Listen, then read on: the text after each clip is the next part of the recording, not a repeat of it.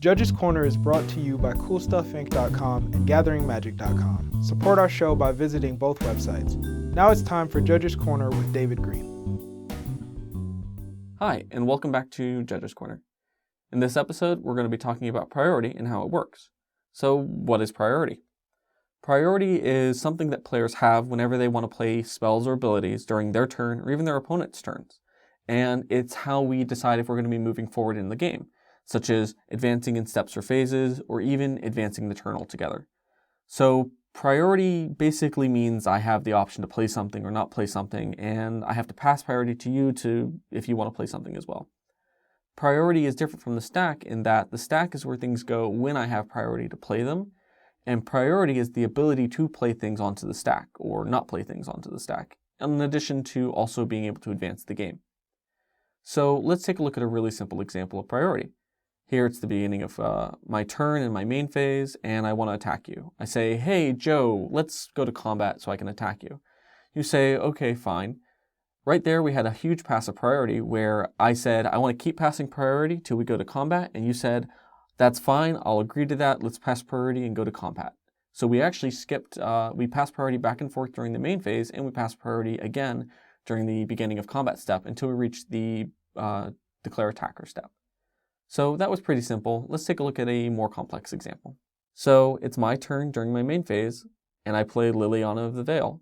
My opponent decides to play Cancel to counter the spell, and I'm okay with that. It gets countered, and it's my main phase still, and I'm sitting there wondering what I'm going to play next. Well, that seemed really simple, but there's a lot more than meets the eye there. For example, it was my main phase, I was the active player, I had priority. I used it to put a spell onto the stack. The spell didn't instantaneously resolve, so I had to pass priority to my opponent to see if it would. He used his newfound priority to play a counterspell targeting my card. The spell resolved because he had to pass priority to me. I had to pass priority back to him because I had nothing to respond with, and then the topmost card on the stack resolved. When it resolved, the active player got priority again, and then since Liliana is no longer there, it's not going to resolve because it was countered. And here I am, the active player, sitting in my main phase with nothing to do, wondering what I'm going to do next. So, what happens if I play Liliana, and instead of countering it, it resolves? I play Liliana, I pass priority to my opponent, he passes back, the topmost spell resolves, and then the active player has priority. Here, a common misconception usually occurs. My opponent might think, well, now I can Searing Spear your head and redirect it to Liliana. But the problem is, they don't have priority. Sure, they can do that eventually, but as the active player with priority, I could activate Liliana's plus abilities or minus abilities before you even have a chance to play a spell or ability, because I have priority to put my abilities or spells on the stack, and because adding or subtracting loyalty counters is a cost of activating those abilities, that'll happen before the ability even resolves. So if you want a Searing Spear, you're going to have to wait until I pass priority to you.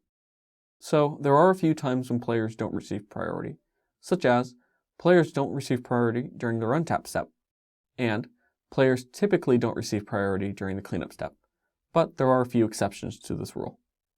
So here we have a Doomed Traveler, and our opponent decides to play during their main phase a deadweight on it. We respond by playing Giant Growth because we really want our Doomed Traveler to survive until the end of the turn, but eventually when we reach that cleanup step, that Doomed Traveler is going to end up being a -1/-1 when the +3/+3 is wiped away from it. So, how does it even go to the graveyard if state-based actions can't be passed or checked because there's no passive priority? Or, what about its ability that would trigger? Well, there's a special thing about state-based actions. Normally, they check just before a player would receive priority, but during the cleanup step, they also check one last time as the turn is going to an end. Also, triggered abilities that would be put on the stack during the cleanup step do get put on the stack. Everything happens like normal, players can respond to it with instants or abilities, and then after it's all finished and the stack is empty, a whole nother cleanup step happens. And it will keep happening until no other abilities are put on the stack and it completely finishes cleaning everything up and the next turn begins. So, a few other cool interactions with priority would be, for example, when a phased out card phases in or phases out, and something triggers because of that. The trigger, or anything that would be put on the stack during the untap step, actually gets held off until we reach the upkeep. Another cool example is Split Second.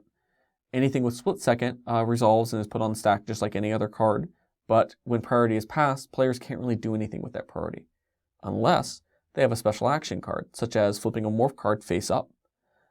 Special actions can only be taken when you have priority, but they don't use the stack. So you could flip a face down Willbender face up with a split second card on the stack and change the target of it to something else. And finally, we have mana abilities. Mana abilities don't use the stack as well, but they can only be activated when you have priority. Mana abilities are things that produce mana, don't target, and are not loyalty abilities. So, we covered some cool interactions with priority. Let's take a look at some complex interactions with combat. So, when is the last chance that you can stop your opponent from attacking with a creature? Or stop them from dealing damage with a creature? Well, the last chance you can stop them from attacking is during the beginning of combat step before the declare attacker step. You'd have to play a spell like Murder or something to tap their creatures before they actually declare them as an attacker. And what if you wanted to stop your opponent from dealing damage to you? The last chance we'd be able to do anything is during the declare blocker step, after the turn-based action of declaring blockers, just before damage would be dealt when your opponent passes priority to you. With this priority, we'd cast spells like Fog or Murder.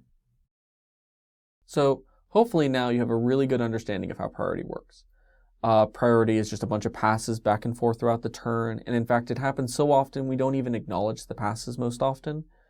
It's important for knowing when you can and can't play things, but we basically chop this up to, hey, I'm going to respond with this, hey, I want to do this, hey, I want to end my turn. And even saying that means I want to pass priority to you a bunch of times until we reach the end of my turn, in which it's now your turn, unless you play something.